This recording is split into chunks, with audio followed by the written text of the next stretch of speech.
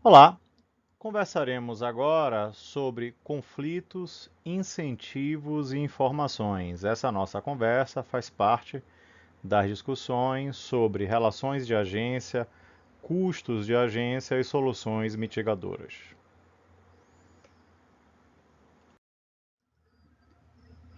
Nessa presente conversa, temos dois objetivos.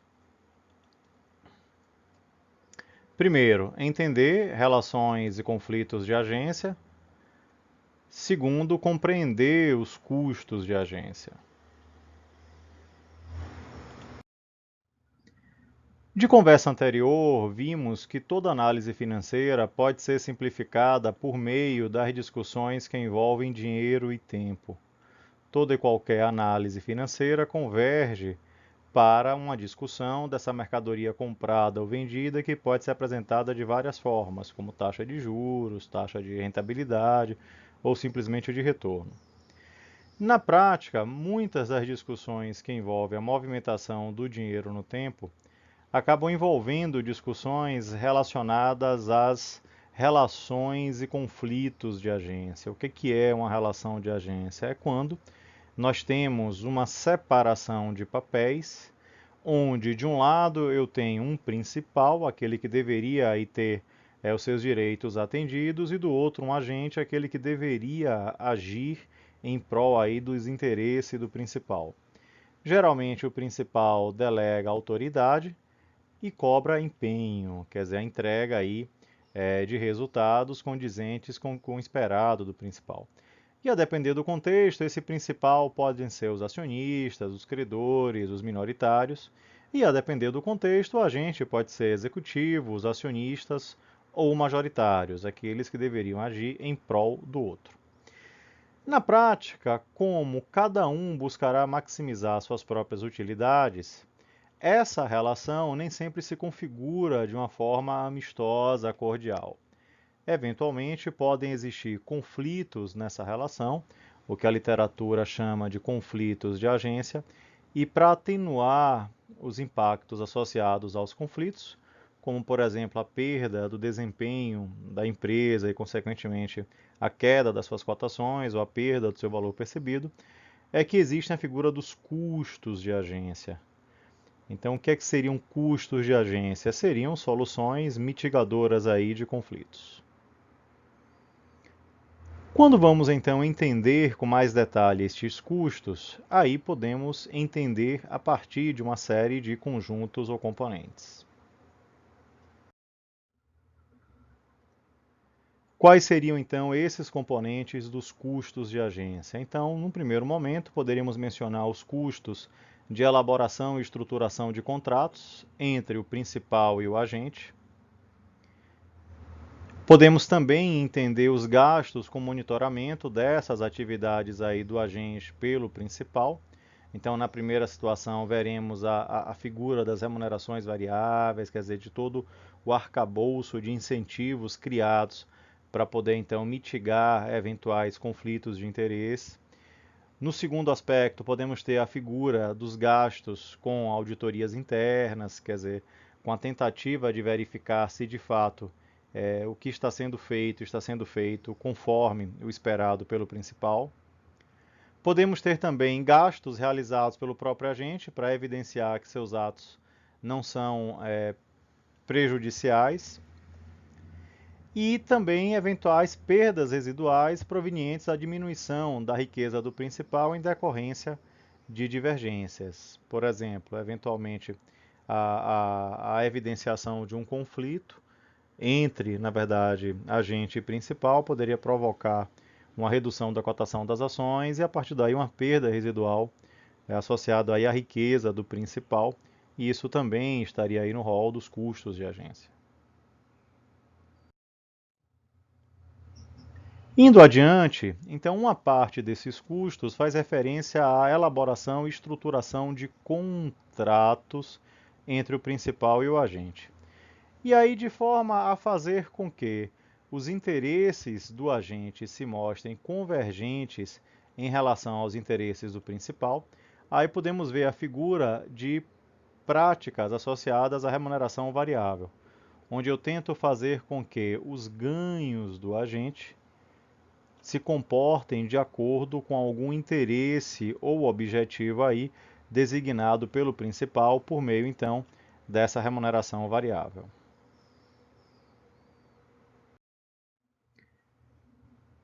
No elenco das possibilidades de remuneração variável temos vários tipos. Mas o cuidado que devemos ter é que, de um modo geral, ao tentar discutir soluções mitigadoras de conflito, muitas vezes uma solução implementada, ela traz novos desafios. E a partir daí, o cuidado sempre precisa ser redobrado ao pensar então nessas soluções mitigadoras de conflitos. Esses desafios podem estar associados a efeitos e tempestividade. Então, muitas vezes, com o objetivo de alcançar uma determinada remuneração, podemos forçar que um determinado efeito tenha um alcance limitado ou mesmo alcance de curto prazo. Então, se de fato, para poder alcançar uma determinada meta, eu precisar, por exemplo, elevar minhas vendas, eu poderia então fazer com que vendas futuras fossem antecipadas para hoje.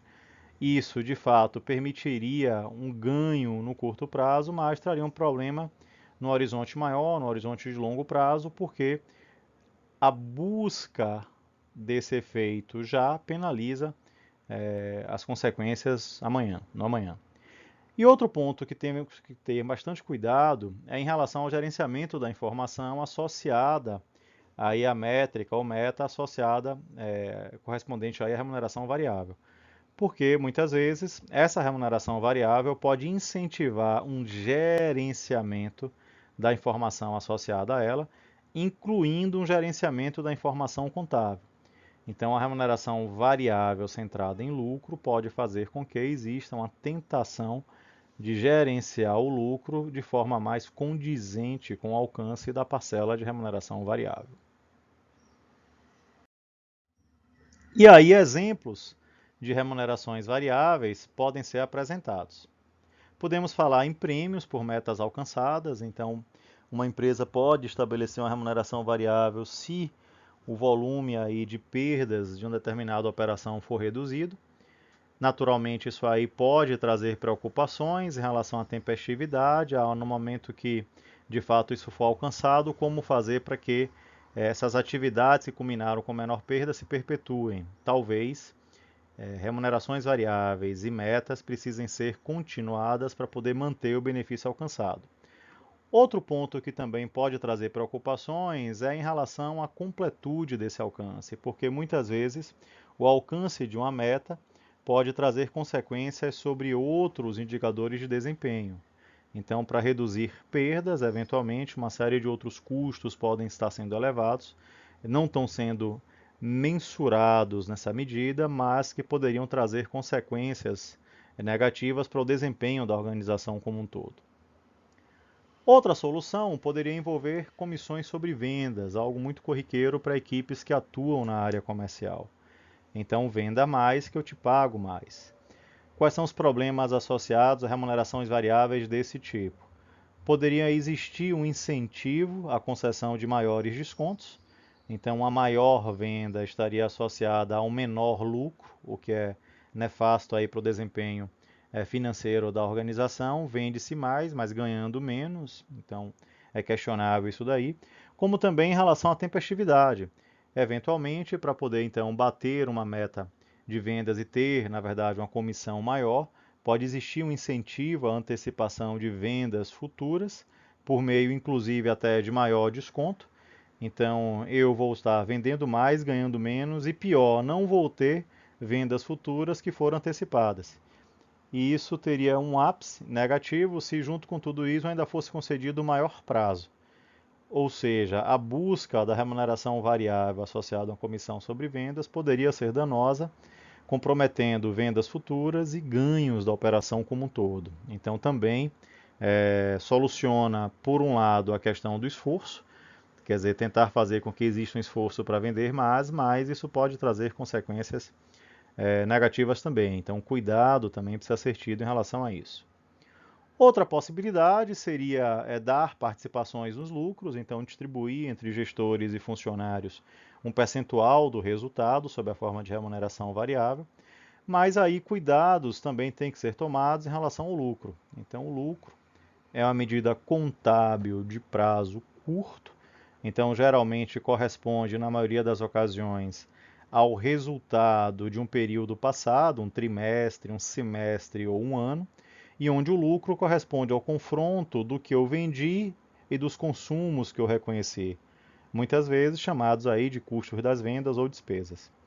E aí, nesse caso, existe uma preocupação muito grande com a tempestividade associada aí aos efeitos dessa política de remuneração variável centrada em participação em lucros. Por quê?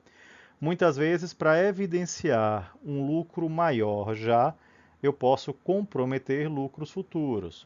Exemplo, é muito importante que empresas treinem suas equipes, mantendo sua capacidade de geração de riqueza futura a partir desses treinamentos. Só que, sob o ponto de vista contábil, treinamentos costumam ser classificados como despesas que consomem resultado, lucro. Assim, um executivo, incentivado pela busca de maior participação no lucro, de forma a fazer com que o lucro de curto prazo seja ampliado, poderia suprimir, por exemplo, despesas com treinamento ou capacitação de pessoal.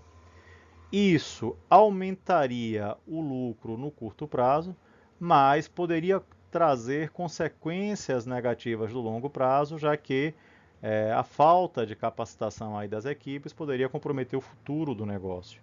Aí também eu tenho a necessidade de entender para essa prática de remuneração variável seus aspectos positivos e negativos. E por fim, poderíamos falar então das opções de venda de ações, ou opções sobre ações. Algo que se tornou possivelmente muito presente aí na realidade de empresas de porte maior, sociedades anônimas com ações negociadas em bolsa, onde, de um modo geral, para incentivar o bom desempenho do executivo, eu atrelava a sua remuneração a parte variável associada ao comportamento do preço da ação. Quanto maior o preço, maior seria a remuneração variável. Naturalmente, preocupações e perdas compensatórias ou trade-offs também existem em relação a essa possibilidade aí de remuneração variável. O que seriam então as opções sobre ações? Seria uma tentativa de fazer com que o comportamento do gestor estivesse muito alinhado com o objetivo do dono, ou seja, com que o agente se comportasse exatamente como esperaria o principal. Então imagine a situação hipotética de uma empresa que anuncia uma vaga para executivo, e ela oferece um salário baixo, então aqui no caso eu estou ilustrando, um salário de 100 por ano, mas de forma adicional oferece a possibilidade desse executivo ter, além do salário, 1.000 opções de venda das ações da empresa em um ano. Ou seja, transcorrido o ano, ele pode então vender 1.000 opções. E cada uma dessas opções, que representa um direito, ele pode exercer ou não. E geralmente nós associamos esse momento temporal em que esse direito pode ou não ser exercido como data de exercício, estaria associado à compra de cada uma dessas ações que serão vendidas dentro de um ano pela cotação hoje das ações. Então imagine que a cotação hoje seja de 10 e, se esse executivo trabalhar com competência, dentro de 12 meses após o ano, essa ação esteja cotada a 15. Então o que é que isso quer dizer? Se eu tenho 1.000 direitos de comprar cada ação da empresa pela cotação de hoje, 10, e aí nesse caso eu poderia vender no mercado por 15, o que é que isso quer dizer? Que eu teria um ganho em cada um dos direitos que eu possuo da ordem de 5. Como eu tenho 1.000 direitos, 1.000 opções, eu teria um ganho adicional de 5.000. Naturalmente, essa remuneração variável ela seria muito mais sedutora e atrativa do que a parcela fixa da remuneração. Ora, se o preço for de 18, eu teria um ganho de 8 em cada direito, 8.000. Se for de 20, 10.000 e assim por diante. Logo, quanto maior o preço, maior o meu ganho. Agora, se daqui a um ano o preço for igual a 10 ou inferior a 10, quer dizer, aí não faria sentido nenhum exercer uma opção para poder vender por um preço abaixo, igual ou abaixo do valor de compra. Aí, nesse caso, as opções virariam pó e o executivo ficaria restrito à parcela fixa da sua remuneração. Então, isso parece ser uma solução bastante tentadora, porque se o objetivo do dono, nesse caso do principal, for maximizar sua riqueza, expressa por meio aí do preço das ações, então uma política de remuneração variável como essa aparentemente resolveria o problema do alinhamento dos interesses, porque o executivo ganharia mais quanto maior fosse o preço, e quanto maior o preço, maior seria a riqueza também do dono ou do principal. Só que nesse caso, aí temos que tomar cuidado em relação a o que é esse preço de mercado. Por quê?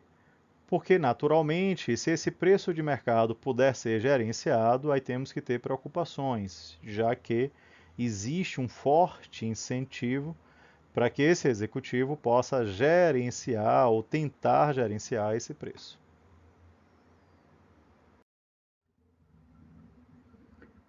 E nesse caso, se vamos tentar entender o que é o preço de uma ação no mercado, numa imagem ilustrativa, né, dos antigos espaços de negociação em bolsa, né, o pregão, aí nós podemos ver uma representação do que o preço corresponde. O preço, na verdade, deveria representar uma situação de equilíbrio entre a oferta e a demanda, o sujeito que está anunciando a venda e os sujeitos que querem efetivar a compra. Obviamente, quanto maior a demanda sobre o preço, maior será o preço, e quanto maior a oferta, menor será o preço. E o que sensibiliza essas relações de oferta e demanda e que acabam afetando o preço? Qual é o combustível que faz esse preço se movimentar? Aí, com toda certeza, o combustível que faz o preço se movimentar faz referência à chegada de informações ao mercado. Então, imaginando que todas as informações possíveis sobre a empresa e que afetam o preço estejam no mercado, esse seria um preço justo. Só que, nesse contexto de remuneração variável atrelada a comportamento da cotação das ações, aí podemos ter desafios, porque, de um modo geral, as informações que chegam ao mercado são divulgadas a partir dos gestores do negócio.